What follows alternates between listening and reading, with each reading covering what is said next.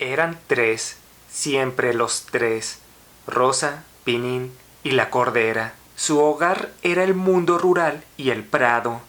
Más allá de él había un mundo desconocido, y para Rosa y Pinín aquel era un mundo misterioso, temible y eternamente ignorado.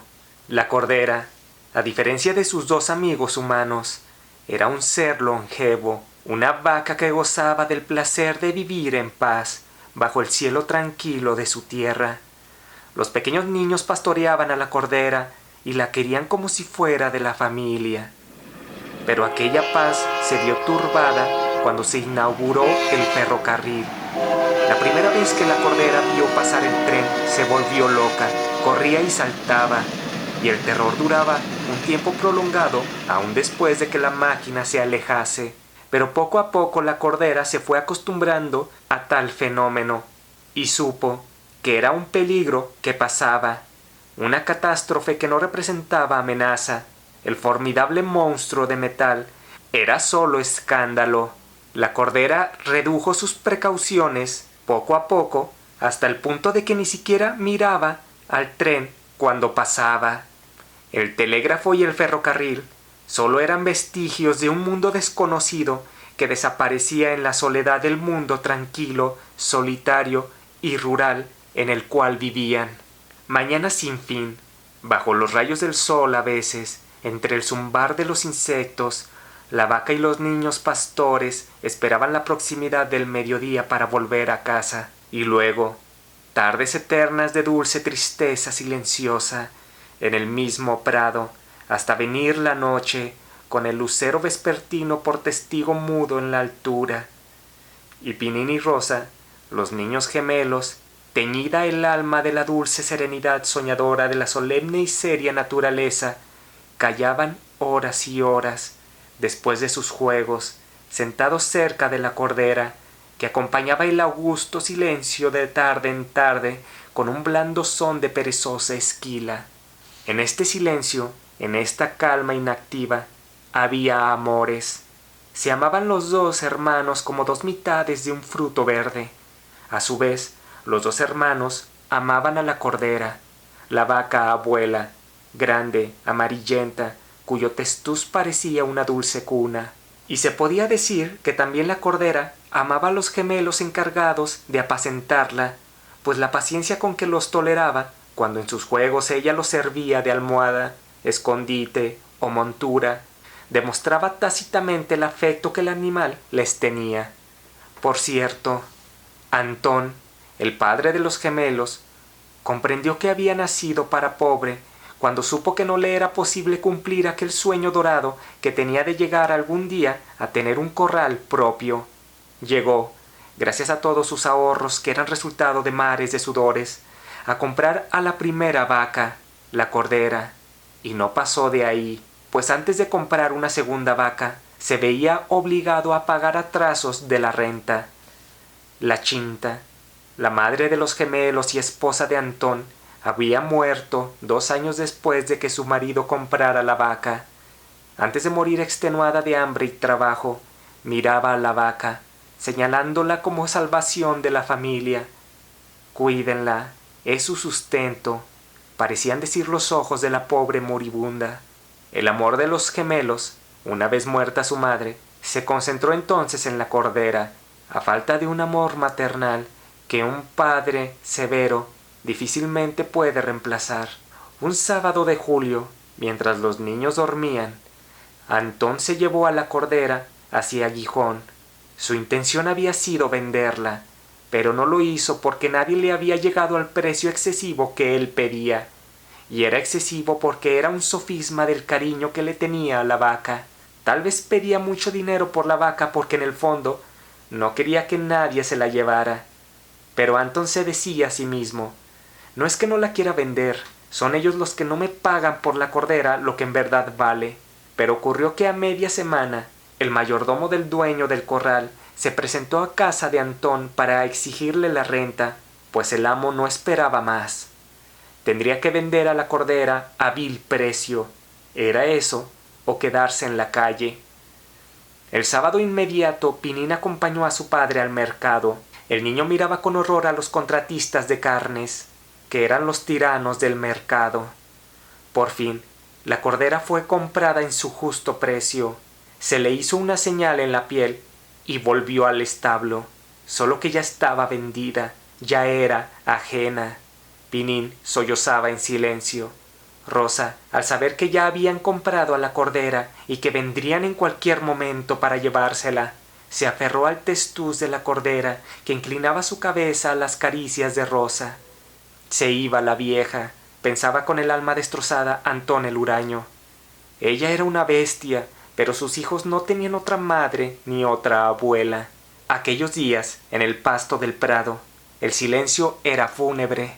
La cordera, que ignoraba su suerte, descansaba y paseaba como siempre, y comería sus últimas veces antes de que un brutal porrazo la derribase muerta. Pero Rosa y Pinín yacían desolados, tendidos sobre la hierba.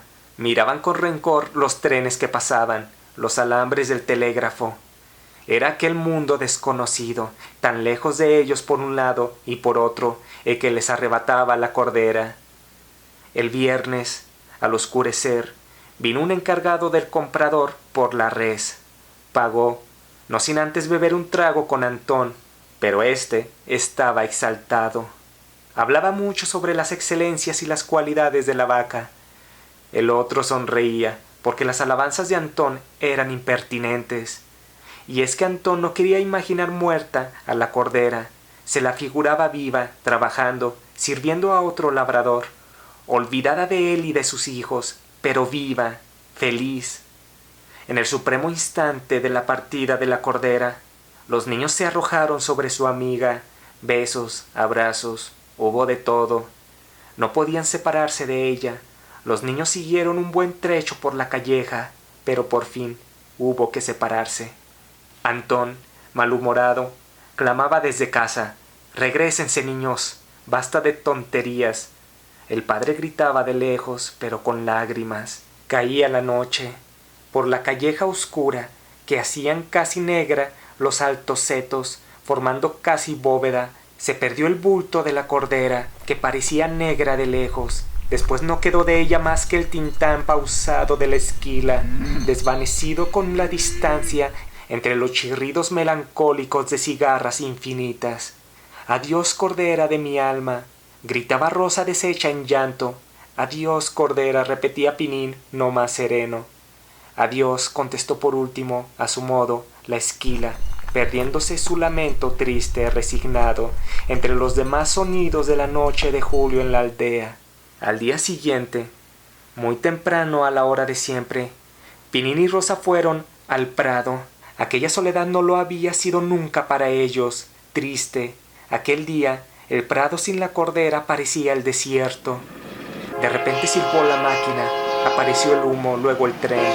En el furgón cerrado, en unas estrechas ventanas altas o respiraderos, vislumbraron los hermanos gemelos cabezas de vacas que, pasmadas, miraban por aquellos tragaluces. «Adiós, cordera», gritó Rosa, adivinando allí a su amiga, a la vaca abuela. «Adiós, cordera», vociferó Pinín con la misma fe, enseñando los puños al tren. «La llevan al matadero, carne de vaca para comer los señores, los curas, los indianos». Y Rosa y Pinín miraban con rencor la vía, el telégrafo, los símbolos de aquel mundo enemigo que les arrebataba, que les devoraba a su compañera de tantas soledades, de tantas ternuras silenciosas, para sus apetitos, para convertirla en manjares de ricos glotones. «Adiós, cordera». Pasaron muchos años, y Pinín, que ahora era fuerte como el roble, a petición del rey, tuvo que partir, igual que todos los jóvenes, pues ardía la guerra carlista, y una tarde triste de octubre, Rosa, en el prado, sola, esperaba el paso del tren que se llevaba a su hermano. Silbó a lo lejos la máquina y pasó como un relámpago. Rosa, casi metida por las ruedas del tren, pudo ver un instante una multitud de cabezas de pobres jóvenes que gritaban y gesticulaban, saludando a los árboles, al suelo, a los campos, a la familia que dejaban para ir a morir en las luchas fratricidas de la patria, al servicio de un rey y de unas ideas que no conocían. Pinín, con medio cuerpo fuera de una ventanilla, Tendió los brazos a su hermana, casi se tocaron, y Rosa pudo oír, entre el estrépito de las ruedas y la gritería de los reclutas, la voz distinta de su hermano, que sollozaba exclamando, como inspirado por un recuerdo de dolor lejano: «Adiós, Rosa, adiós, Cordera». Allá iba, como la otra, como la vaca abuela. Se lo llevaba el mundo. Carne de vaca para los glotones, para los indianos, carne de su alma, carne de cañón para las locuras del mundo, para las ambiciones ajenas. Entre confusiones de dolor y de ideas, pensaba así la pobre hermana viendo al tren perderse a lo lejos, silbando triste, con silbido que repercutían los castaños, las vegas y los peñascos.